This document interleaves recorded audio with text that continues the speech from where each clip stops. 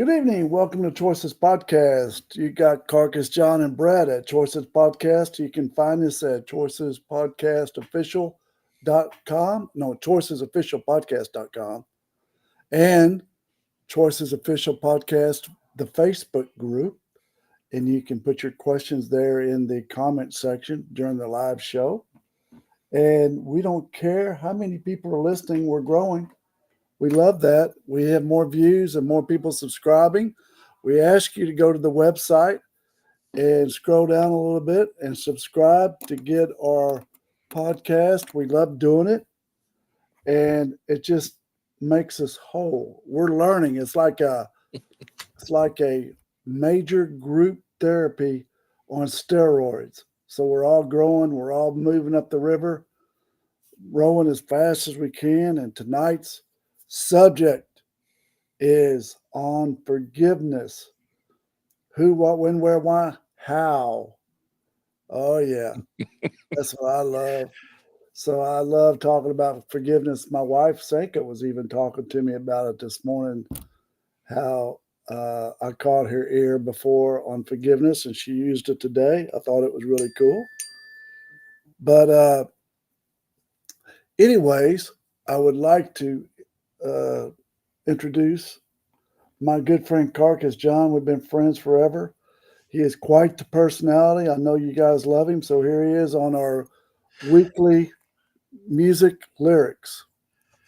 Well, and once again, I had a chance to sort of preface this with a little vitriol yesterday, and I apologize. Hope you forgive me for that. But you're a good sounding board, Brett. So I was frustrated with some of the state of the world, and so this song popped into my head. This is "Get Together" by the Young Bloods. It's an oldie but a goodie from the late 60s, early 70s, and it goes a little something like this. Love is but a song we sing, fear's the way we die. You can make the mountains ring or make the angels cry. Through the bird, though the bird is on the wing, and you may not know why. Come on, people, now, smile on your brother. Everybody get together and try and love one another right now. And the second verse goes on, some may come and some may go, he will surely pass. When the one that left us here returns for us at last. We are but a moment's sunlight fading in the grass. Then it repeats the chorus of come on, people now, smile on your brother. Everybody get together, try and love one another right now. And then it keeps repeating, which I think is interesting because it's kind of like they're almost parenting here, because I know growing up, my children had to hear the same thing over and over again. And I think sometimes we all need to hear the same thing over and over again to kind of get it in our heads. And it says further down, if you hear the song I sing, you will understand. Listen, you hold the key to love and fear all in your trembling hand. Just one key unlocks them both. It's there at your command. So, and then it goes on to repeat the chorus several more times because it wants us to really know that that we should smile on our brother and smile on each other. But anyway, what do you think of that? I love that song. Yeah, it's got a nice little melody. I'd sing it, but I'd run everybody off. You know, it's one of those group sing-along songs. Yeah, well, and you could do that. That's kind of fun. But anyway. So, Carcass, tonight's subject's on forgiveness. You're the one that wanted to bring it up. Forgiveness is cool. I really taught a lot about that when I was a motivational speaker in my seminar called Discovery. I talked about it a lot. And after 15 years of doing it, I finally was learning about it because forgiveness is hard, man. You know what I mean? Well, it requires us to step back on our and admit that you know that everyone's fallible and everyone can make a mistake, and that's what I don't understand. I mean, if we were to judge everybody with something they did years and years ago and have and uh, and maybe have repented of or forgotten or moved on from, I think that we wouldn't really have any friends. We wouldn't have any family. We wouldn't listen to any music. We wouldn't watch any movies because I see people all the time holding those things against other people, and none Now, of come us are back to the perfect. center, carcass. Center. Come back to the center, carcass. You're way out here. Okay, You got it get, all out here. get me back. Come back to center. So, look, let's talk about forgiveness. Okay. How do you tell someone to forgive when they've been violated by somebody? Joe violates. Keep it savvy. Joe violates Bob in an amazing capacity that affects Bob for years, where Bob drank, Bob did drugs, Bob tried to cover the pain with everything in the world, try to make it go away, what Joe did to him, but he can't. Say Joe killed Bob's brother with a gun. Hmm. Bob's brother's name is Chuck. Joe kills Chuck. And Bob is so mad at Joe for killing Chuck. Chuck was his big brother, his wonderful, wonderful brother that meant everything in the world to him, and now he's gone. And Joe's in prison. And Bob's still going every day. That son of a gun took my brother Chuck. He tries to drink it away, drug it away. How do you tell Bob to move on? Well, that's a very difficult question, Brett. And it everybody's different. I know how I've handled certain incidents, maybe not quite to that gravity, but I've the problem with holding on to something that's already happened, but the problem with holding on to the past is that there's nothing you can do about it. It's happened. You can't change it, you can't bend it, fold it, manipulate it, you can't do anything. You have to accept it for what it is, whether and you don't have to like it. But I'm telling you, what that thought process does is it starts to rot and starts to decay you from the inside out. And at some point, and I don't know how it's done other than getting it out of your, getting it off your mind, getting it out into the open with someone you can trust. But the past is perfect and there's nothing we can do about it, unfortunately. Well, here it is. You ready, carcass? I'm ready. I'm writing. Bob has to forgive Joe for killing his brother Chuck. You believe Okay. that? Do you Yeah, he believe? does. Our job is we have to make judgment calls all the time. You do it as a lawyer. I did it with customers when I was still out in the workforce. But Our job is to forgive, period. And that doesn't mean that we associate or still continue to associate, but we have to forgive them.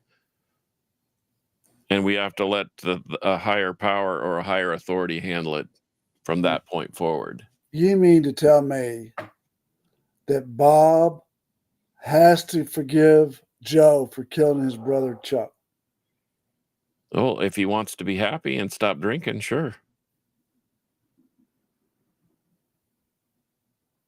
He has to. How does he do it?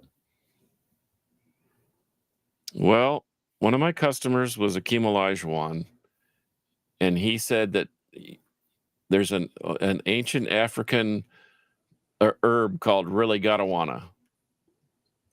And when you take that herb and it takes effect, then you perform better. You do better. You have the wherewithal and the will You're close. to increase. You're close. All right. I'm gonna throw some heavy stuff at you tonight, man, because I've been working on this subject a long time. Bob has to forgive Joe from his heart. Sure. His heart. However he has to do that. If he has to go to the grave, his brother's grave, and throw Joe's name down there and stomp on it or burn it, whatever he's got to do, he's got to forgive him from his heart. That doesn't, and the only reason he's forgiven him is for him. Bob. He's forgiven Joe for Bob, not for Joe. Right? He's forgiven him, giving it to God, because God's the Almighty. God can handle it. So Bob has to give Joe to God and say to himself or somebody else, I forgive him from my heart because I'm tired of the pain it's causing me. Every morning I wake up, I grab a chair in the corner and it's called pain. And I drag around with me all day long. And it ain't working. I'm drinking, I'm drugging, I lost my marriage. I got to let Joe go. So forgive him. That's how it works. It's hard. You're darn right. It's hard. And the thing is sometimes, when I used to see pictures of some of the pictures that my dad would show me from the Air Force, where they would show a huge bomb crater. That had impact. It left a mark. That's the same thing that the pain does to your heart and to your body. Right. But, it scars you. Yeah, it scars you, but it's there. Yeah. And you're not just going to wave a magic wand and make it disappear. You have to adjust. You have to, and to your point. You got to forgive him from your heart. You got to forgive him. It doesn't mean that you have to like it. No. And it doesn't mean you have to go kiss Joe's ring on his finger. Absolutely. It just, you got to forgive him. You got to. And that calls for everybody else who's been victimized by somebody. They got to forgive them. And it's the only reason they're forgiving them is for themselves, their own self, and freedom in their heart. That's it. Right. I agree with you. When you forgive someone else, that frees you. Frees you. And it doesn't mean a hill of beans about the other person or any other persons around you. You have to set yourself free. And only you can do that. Yes. Nobody else can flip the switch for you. You know what the Greeks say, don't you? You're dead to me? Yes, that's exactly what they say. You're dead to me. When my wife goes, you're dead to me, whoever that person is, done. But she'll forgive them. Yeah. They can still be dead to her, but she can forgive them. You know what I mean? So what happens when someone has really wronged you like that, and yet you still have to see them and associate with them, maybe even work with them. I What do you? walked up to a dude. I walked up to a lawyer dude one time who stole. I saved this dude's life in high school. We were in a big fight back then. He was getting stomped on, and I saved him. The dude ends up stealing from me, dude. I gave him a job lawyering, and he stole from me a lot. And I walked up to him and I said, dude, I saw him at the courthouse. I'm tired of carrying this around. I got to forgive you. And I don't care whether you accept it or not, but I forgive you. And I walked off. You got to forgive. You do. I mean, it was very freeing to me. I'm still dear friends with his brother. I love him. His brother and I are dear friends. But he's dead to me. But I forgave him. I know that doesn't make sense, but it's true. Well, and that's your responsibility. That's nobody else's. If you keep carrying that around, I'm telling you, it will just rot your soul. Yeah. God I mean, forgave me. God's forgiven me. Yeah. See, that's the thing. That's our job. If you're a true Christian and you understand your gospel, it doesn't say judge righteously all these people that do bad things to you. It says, what does it say? Oh.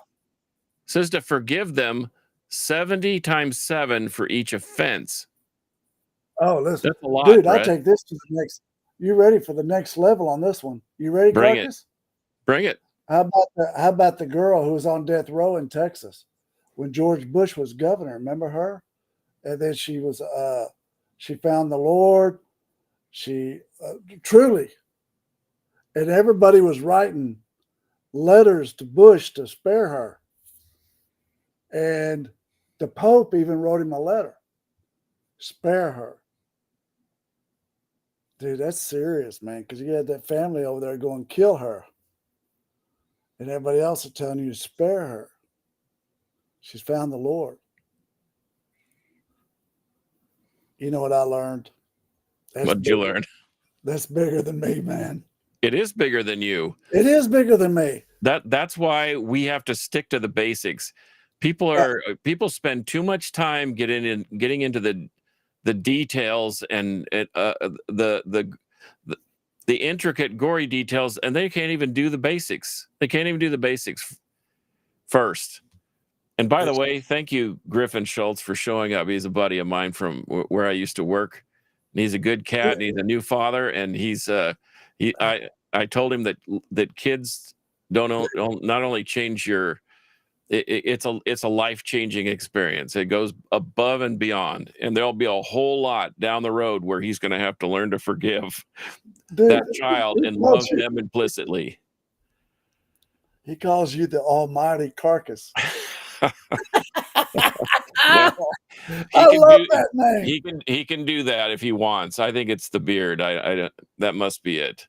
But think about it. When do you forgive somebody? You forgive them immediately. You forgive them immediately, because here it's not. I think that's a cop-out, Carcass. No, it's not a cop-out. You know why it's not a cop-out?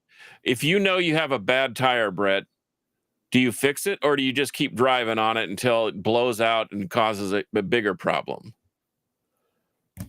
I'll tell you what I think the answer is. You ready? I'm ready. I'm always ready. You forgive them when you're sick and tired of being sick and tired. Okay. Well, I don't disagree with that, but we're all a little different. I mean, look, I'm fixing that tire, man. I'm getting it fixed, because I was sick and tired of putting air in that tire, knowing that at some point it's going to blow up and leave me stranded. And sure enough, so I fix them. Now I know to fix them immediately. That's or to forgive. That's good, Carcass. I tell you, in my seminar, you used to see what forgiveness did with people on Sunday. It was amazing to watch people run around the room free from all that pain they were carrying by forgiving somebody. Some people have to forgive themselves. Well, there's What do you think? What do you think Joe has to do? there's another subject for another day. No, it's not. It's for today, Joe. Well, I'm telling Let's you, talk about Joe. we're our own worst enemy, Brett. And if we don't learn to forgive ourselves, how are we going to forgive somebody else? I don't know, man.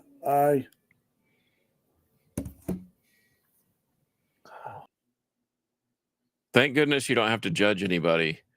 Thank goodness all we have to do is forgive them, and then let the big fella handle it. That's above our pay grade. It's even above your pay grade, and I know your pay grade was a lot more than mine. But all humans are built exactly this. We're all the same. Our responsibility is the same. Forgive. And it looks like we lost you. He's frozen in time, ladies and gentlemen.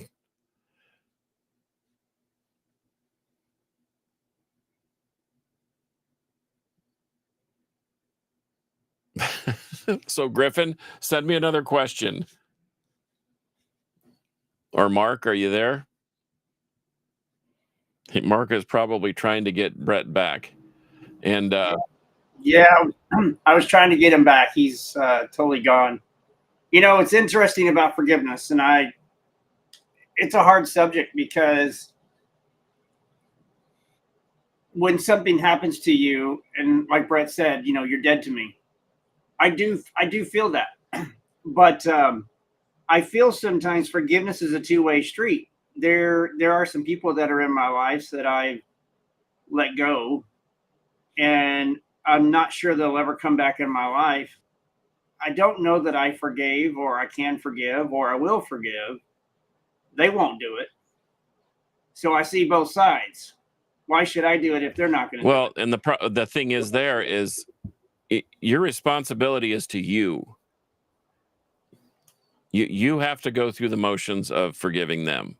That's all that's required. Whether they accept it, like Brett said, whether they accept it, whether you decide that you're going to hang around and hopefully they, and beg them to forgive you, to accept it or whatever, doesn't matter.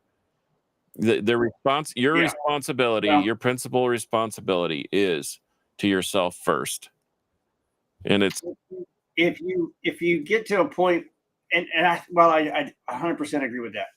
I guess the way I could answer that would be is if I'm content and I'm happy with the decision I made and I moved on, then I guess I forgave and I just don't worry about it no more. Because there was a time I was. So if that was a time I was worried about it, then that means that I was stressed out. That means I wasn't ready to forgive. And at some point, I wrote it off and said, okay, moving on. Well, I think the hard thing about forgiving others is, especially if they were close to you in the first place, is that you still want to hang on to that friendship and you're not ready to relinquish it. And it may be the best thing you could do is just get rid of that influence, that person, that whatever. And you don't have to be mean about it. I all of us have exes. All my exes live in Texas. I don't know. That's the song anyway. But, and there at some point, you may have to interact with them. There are people I just don't like, but I know that I'm going to see them out and about, or, we're in the public domain, but that doesn't mean that I have to feel bad about why I've chosen to remove them from a principal piece in my life. That has nothing to do with it. The fact of the matter is, I'm at peace with myself. I did the best I could under the circumstances, and what they do from there is up to them. It is not. I'm not carrying the burden for them. I've been through a few bad relationships, and where I found myself carrying 100% of my own responsibility and a major percentage of the other person's responsibility. And that's when it gets lopsided and things don't go well. So the long and the short of it is, unfortunately, you have to put your oxygen mask on first and then help the person next to you.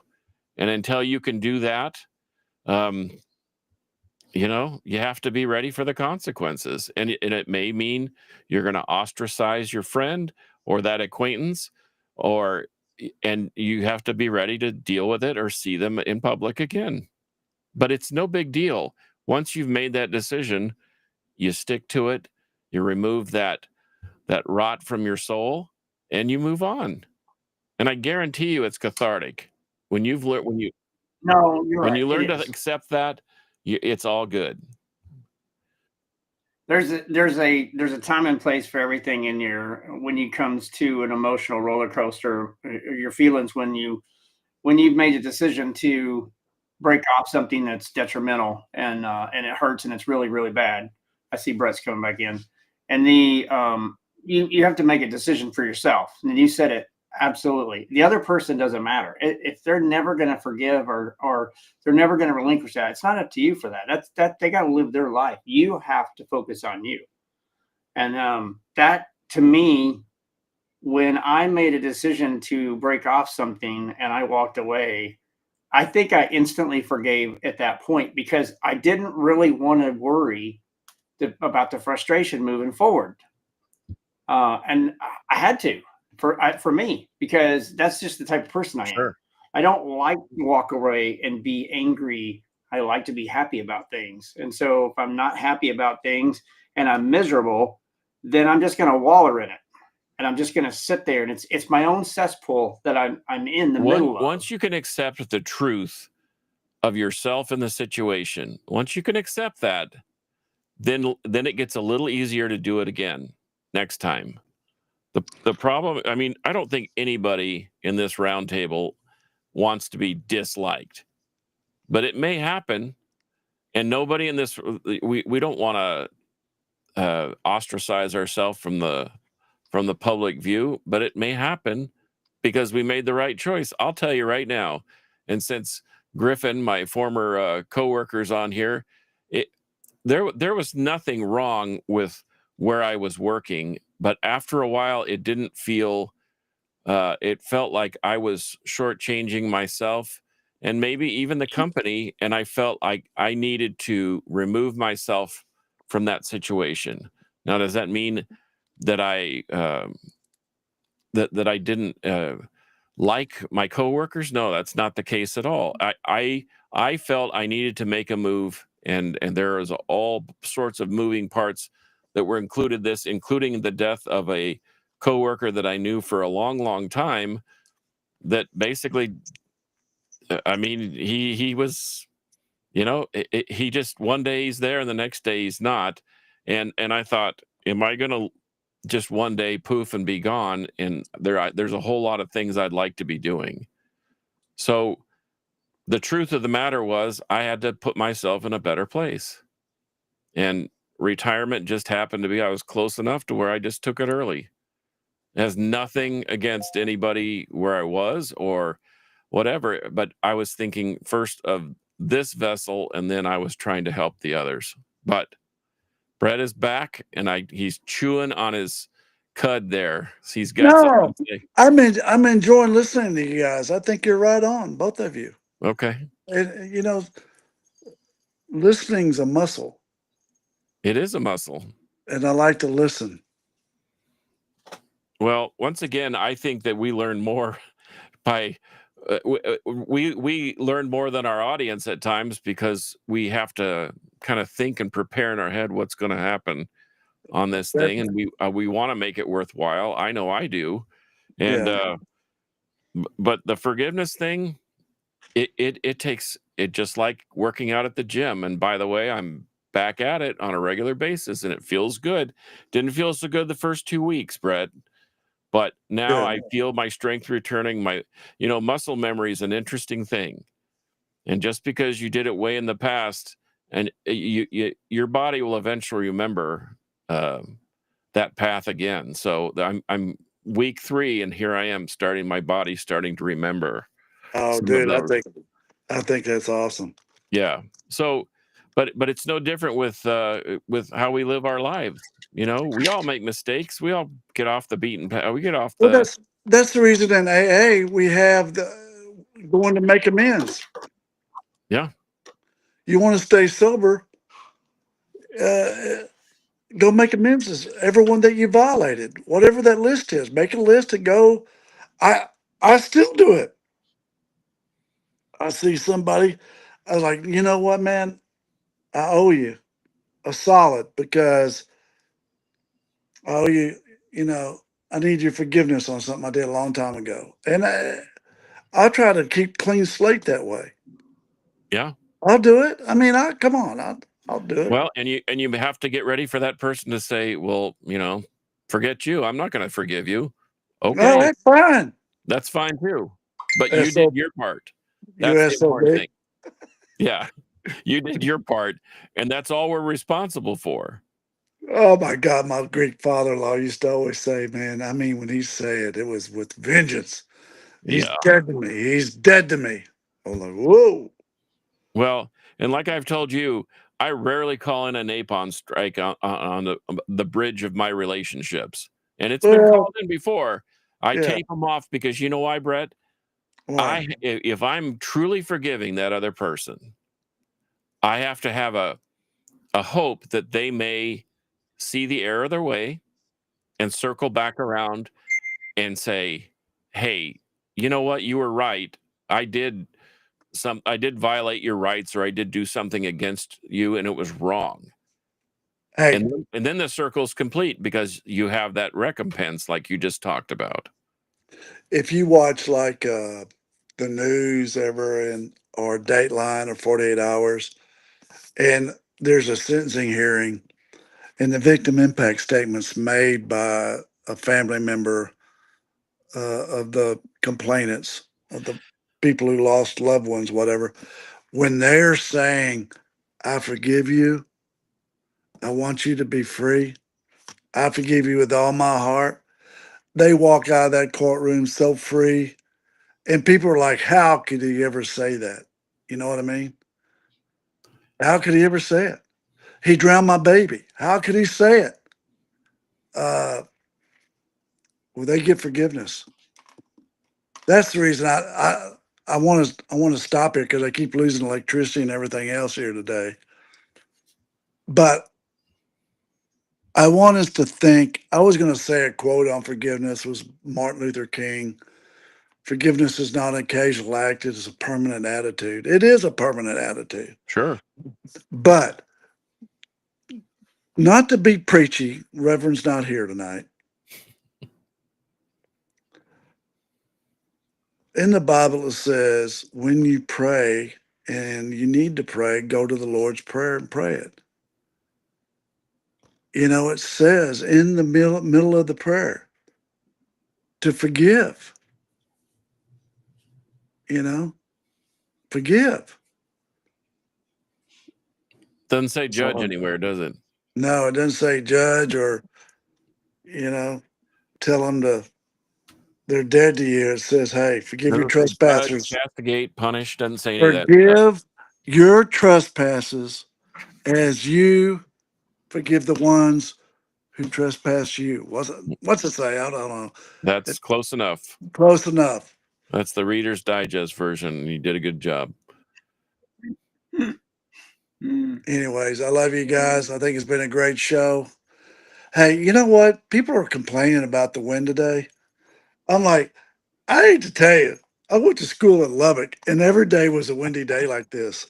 And when when the sky got brown, you better take cover because here comes the sand. Yep. This was nothing. Well, I appreciate you guys. Yeah, but if it rains too much the next couple of days, we'll be complaining about that. No, it's a great day. Great day to be alive. Amen to that. When a deep injury is done to us, we never recover until we forgive. I believe that. We are not perfect. Forgive others as you would want to be forgiven. We got to expect the same treatment that we issue. Yeah. Yes. Yep. All right. You guys have a great night. Great right. week. Love you Yeah. guys. See you. Bye. Take care.